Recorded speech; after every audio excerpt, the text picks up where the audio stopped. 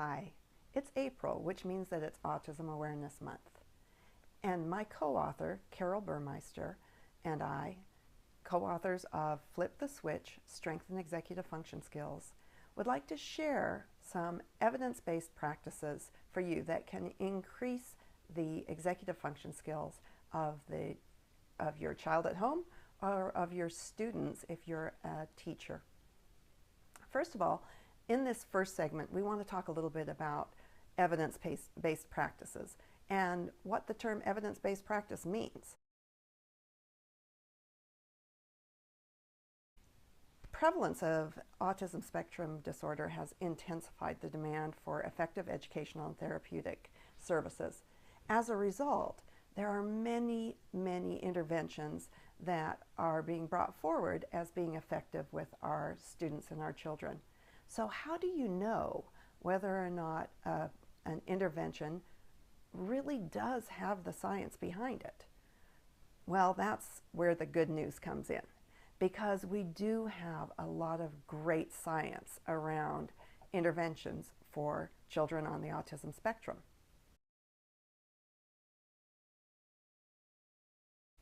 The first group that I want to talk to you about is the National Standards Project.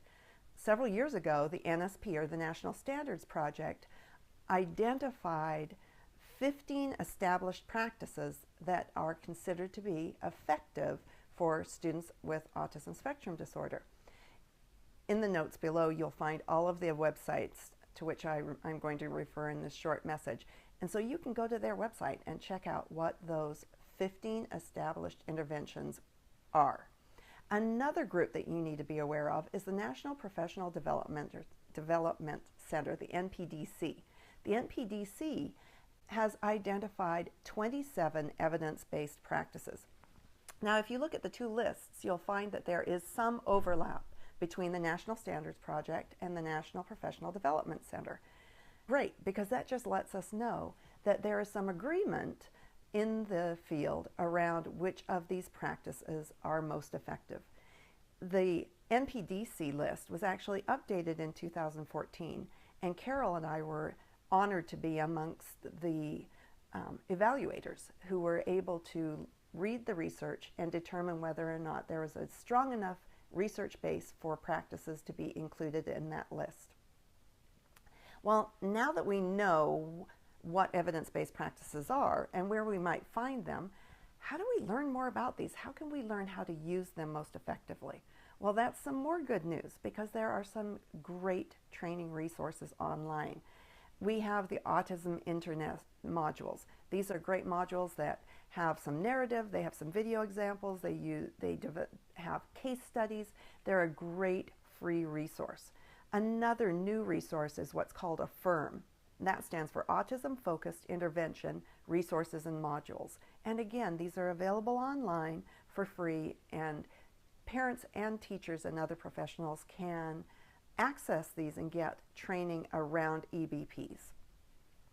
So why is it important as parents, as educators, for us to know about EBPs? Well, first of all, they represent the most effective teaching practices in educational science.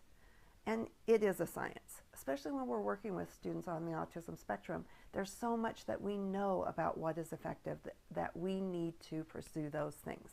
It also allows us to make those educated decisions about which practices should offer us the most effective and efficient results. Finally, they provide us with the tools to support individuals with ASD in reaching their full potential.